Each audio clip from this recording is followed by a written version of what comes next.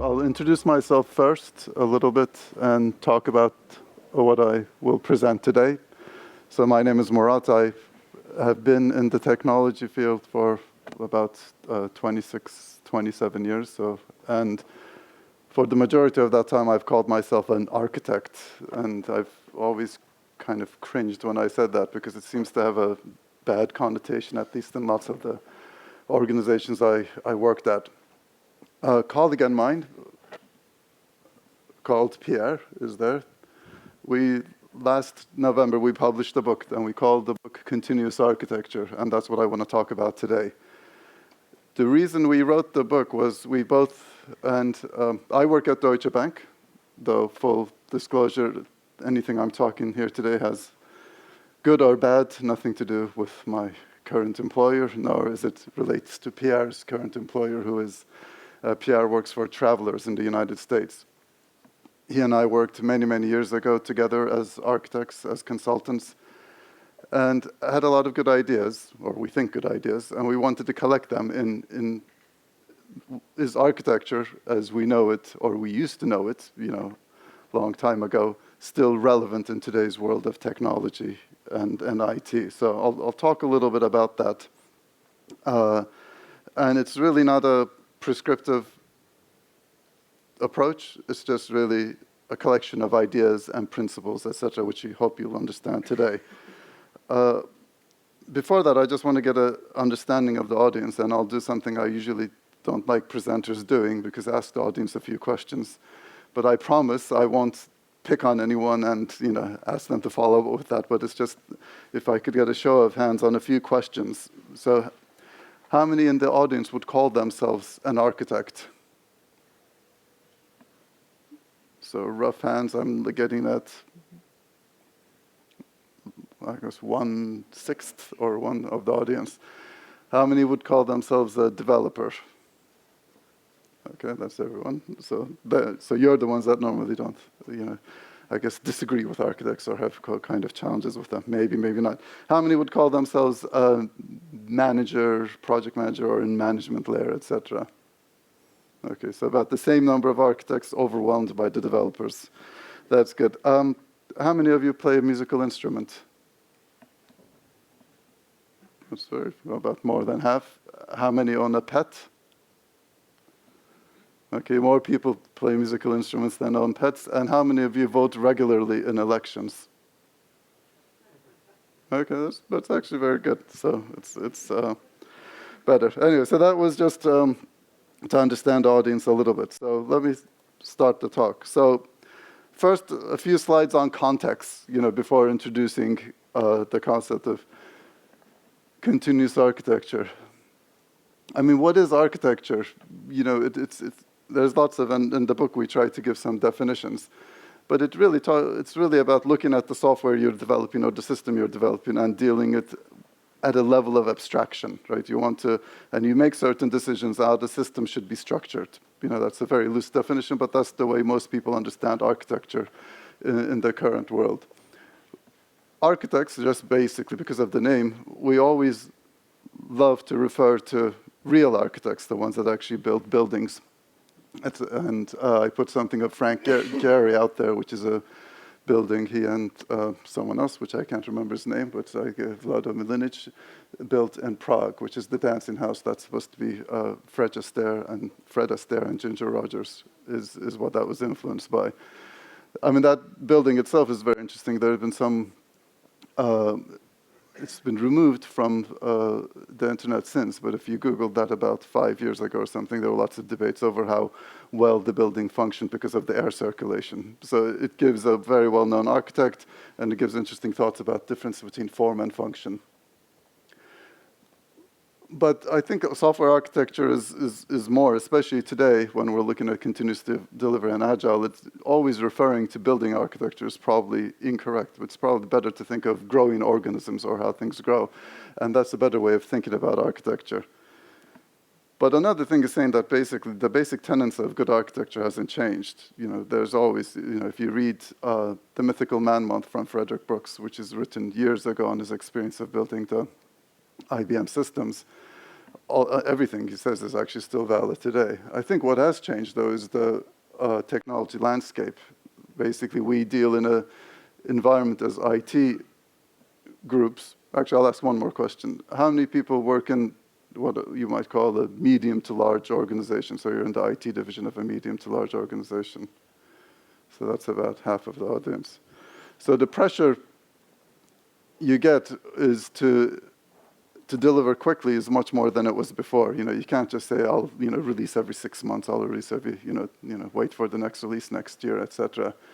So we have quicker timelines, and then because of the expectations, everyone has their app, everyone has their mobile phone. So the business or the people who use the software that you're developing have a much higher expectation. They expect you to operate in the level of the internet in a larger scale and distributed manner. And that, especially in large organizations, which Pierre and I come from, is quite a challenge. I think what has not changed in the world of architecture, there's a huge impact of organizational structure on the architecture of the system, and I'll talk more about that, but that hasn't changed. A little bit more on context. So, and this is difficult to read, but I kind of drew this once, kind of looking at technology and development approach and architecture of how things have evolved. If you look at it, we have the mainframes, the PCs, client server, the web, and now you might call it cloud. So we have 4 or 5 different levels of technology, and I've randomly threw some things out there of when things came out. The first Oracle, apparently client server database was in 1985. Interesting.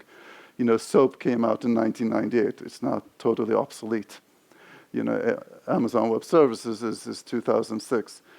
You look at that, and then you look at, people, what do you do with the development approach and how you deal with architecture? Some interesting things. Structured programming is 1966. The first layered architecture, at least that I'm aware of, is the OSI model, which was around networks, the 7-layer model. So that was in 84.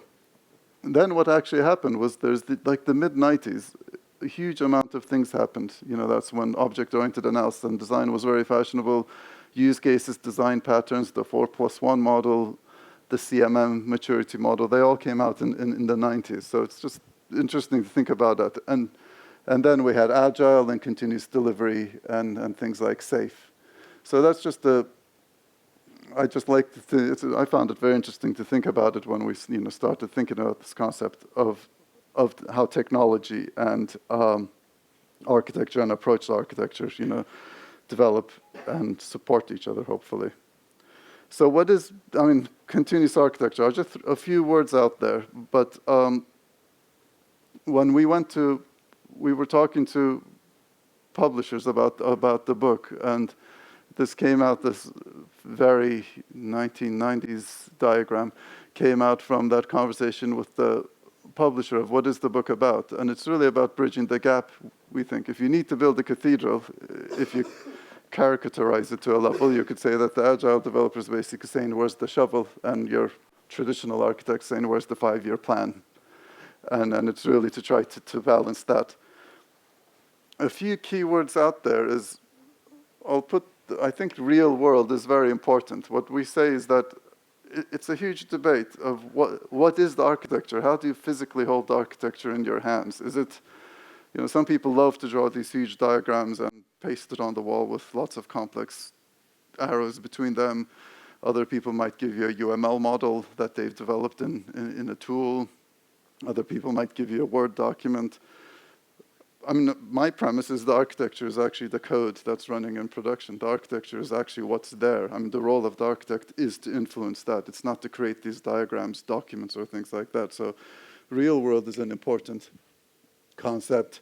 Actionable, sustainable, all those things come out. Testable, evolvable. Driven by feedback is also an important thing, of the constant feedback loops of getting, just like you would be doing in continuous delivery, et cetera, to just have constant feedback loops into your architecture. So I'll come to, again, busy slide, but I'll talk about each one of these. But what we decided, we basically have, if you look at continuous architecture, we have 6 principles and a bunch of tools, which we define in more detail. And all of this is a way of thinking about architecture, which we think is valid in today's, landscape. And I'll quickly read each one of them, and there's some graphics that go along with it, but you can ignore those. And then what I'm going to do is I'm going to talk about a little bit about each one of them. The first one is we should architect products, not just solutions for projects.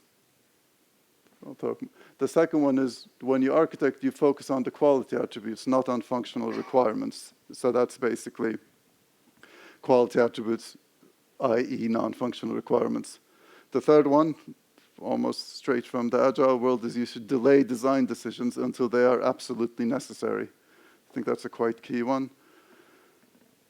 Fourth one, architect for change, leverage the power of small microservices. It's all over. I think there were workshops yesterday about building microservices, and I think it's a very hot topic and a very debated topic exactly what they are.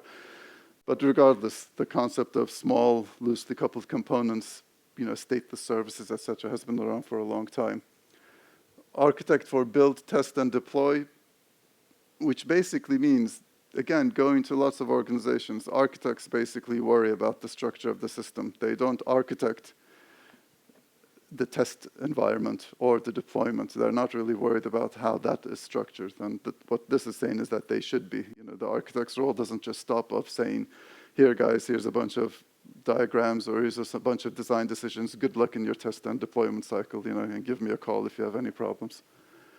The last one is model the organization after the design of the system. This, again, relates to what I mentioned earlier, is the impact the organization has on the architecture and technology is quite huge, and I'll talk more about that, but it really is about leveraging, structuring your organization and your teams in a way that help you with your architecture rather than hinder you. So again, architect products, not solutions for projects. How many people here have a product manager that they deal with day to day or regularly? That's actually quite good. So it's about 40% of the audience or things like that. Especially in medium to large organizations, people don't think of the solutions they build. So if you're a commercially, facing organization building software, you naturally have product managers, or anyone who's worked in a software development organization, like I had at the beginning of my career. The concept of a product manager is very accepted. If you go into most organizations, though, you just have a bunch of projects, a bunch of systems, a bunch of things that and the architect is really either aligned to a division or to a collection of systems. The whole thing here is that we should bring that commercial view of product management into the enterprise and really treat everything we're developing as a product. There's lots of benefits to that. I'll give an example. I try to do this in everything I'm accountable for in my day-to-day job. And some time ago, a period ago, I was given a workflow system that said, okay, Murat, you're responsible for this workflow system. Then I asked the people that manage the system, saying, okay, who are our clients? And they said, okay, we'll get back to you. And a week later, I got a spreadsheet with a list of, a number of applications that were used in the bank. And that's obviously that is not a list of clients. It's really like who will, if this doesn't work, who will, which business area will call us? Will, since I work for a bank, will it be the front office? Will it be risk? Will it be finance? And who in that area really cares about what we're developing and delivering? So applying that approach is very important. So and it's like another thing about the role of the architect. Architecture is always about balancing and making decisions within certain constraints. So it is really a balancing act, like we talked about form and function before when we saw the building in Prague. Again, you have a product manager and a delivery manager, and the architect's role is to make sure that they listen to both of them, the person defining the product, the person accountable for delivering the product, and create a coherent vision out of that. That's, I think, a key aspect of the architect's role. If you want to do product management properly, you have to treat it as a first-class citizen in organizations, not just lip service. which implies you should govern it and get the commercials right. This is a topic dear to my heart. I can talk a lot about it, but I think I don't want to be in the same position as the keynote speaker, so I'll move on to the next principle. And by the way, the singularity, what he was talking about, is quite exciting. It's quite an exciting topic, and I felt after listening to that, it's like coming back into the world of architecture. Unfortunately, I can't show videos of Stephen Hawking or things like that. So the second one is really focus on quality attributes. I mean, the key premise here is it's very obvious, but even today, most people, when you say you go to a business user and you say, what is, my NFR is the famous 3-letter acronym, you get like, yeah, it should be fast, it should just be up, and then no one is very excited about documenting them, and then you just end up with architecting just based on the functionality you have to deal with. The challenge with that is, for your functional requirements, you probably have 3 or 4 architectural options.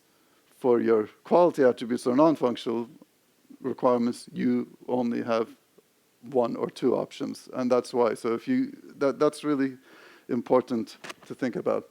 And here we just put out, I think a tool, as we talked about tools, the architecture trade-off analysis method, the ATAM utility tree, which is an SEI, Software Engineering Institute, generated thought is quite useful, and it's a very simple way of articulating your non-functionals without having to create huge amounts of documents. And again, it talks about stimulus, response, and measurement. It's a very simple way you can talk to your end users and say, instead of it's running fast, you can just say, well, okay, tell me what's the stimulus is, what do you expect the response, and how I should measure it. Again, a tool that's quite useful.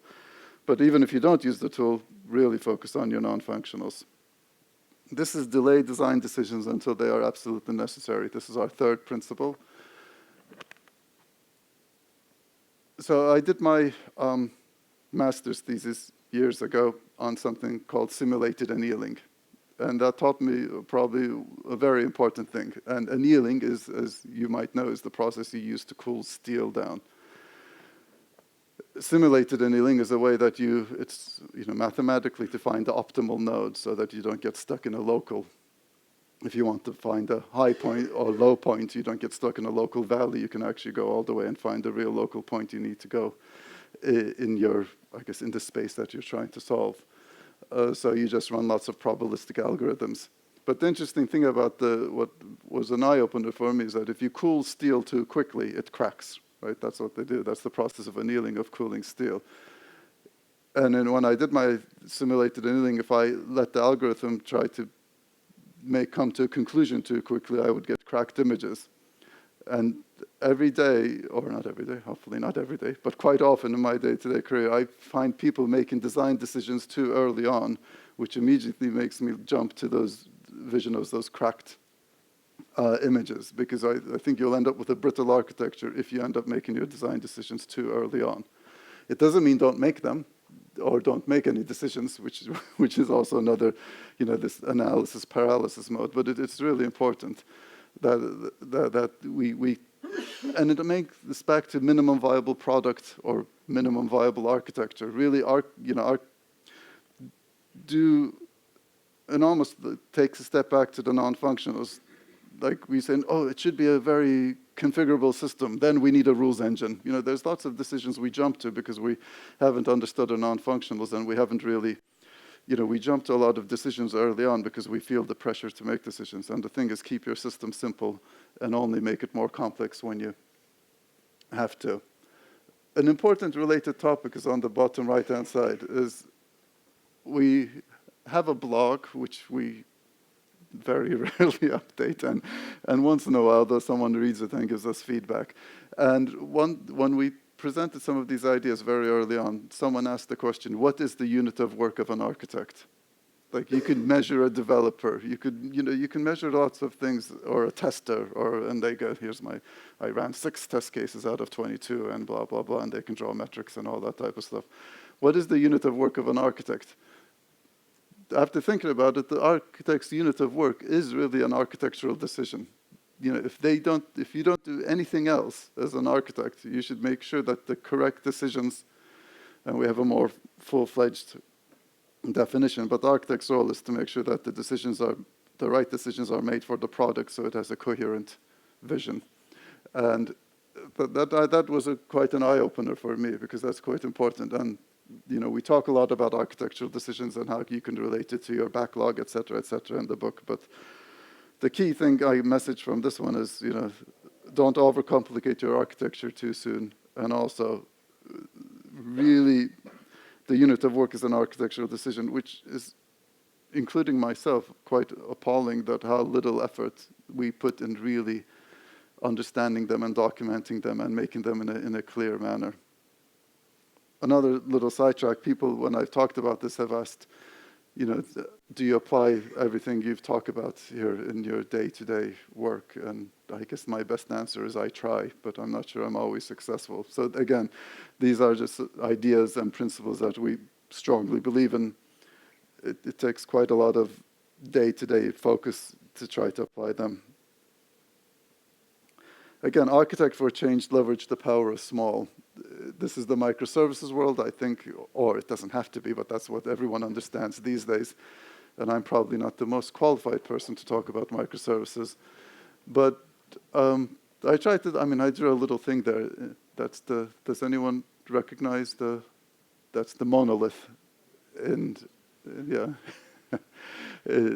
Space Odyssey. Then that was the 70s, that was the world of art. The 1990s, that bubble of activity, I put so from the monolith, we moved to object-oriented analysis and design world in that way. And the clouds, for those who were around at that time, I know Rebecca is here, those are Grady Booch's clouds, so I wanted to put them up there as that. And now I couldn't think of a picture for microservices, but I thought bubbles were nice. So again, the concept, as I said before, of loosely coupled components, small loosely coupled components has been around for a long time. But exactly what is microservices? Then that's a huge debate, which we probably don't have time to go into. But is it just the REST API? Again, I was talking to someone else the other day, and they basically say, we're doing microservices, but all they do is they put a REST API, and it's just a spaghetti behind a REST API, and it might be a smaller spaghetti, but it still is a spaghetti. So how far do you take it? Is it just that? Is it based on the code base size? There's this balance of velocity versus complexity. Anyway, a huge topic, but, do leverage the power of small and do architect in having smaller components that you can pull in and pull out whenever you need to. This I talked about before, nothing earth-shattering in what you see on this slide, except for the fact that the architect should be accountable. Obviously depends, of course, within the constraints of the organization, not only for the architecture of the product, but how the product is built. So they have to have accountability for managing the, how's testing done, how's continuous delivery done, et cetera, et cetera. So that is, so continuous delivery or DevOps is not something that just some other groups do. An architect just focuses on how the product is structured. They are a key part of that. Feedback loops is quite key there. That's, continuously getting feedback on anything you're doing and doing it without making it very complex is very, very important. So if, obviously people do that when they test out, consumer-faces applications on the web. You try out something, or you might throw an A and a B product, see which one works, get the feedback quickly.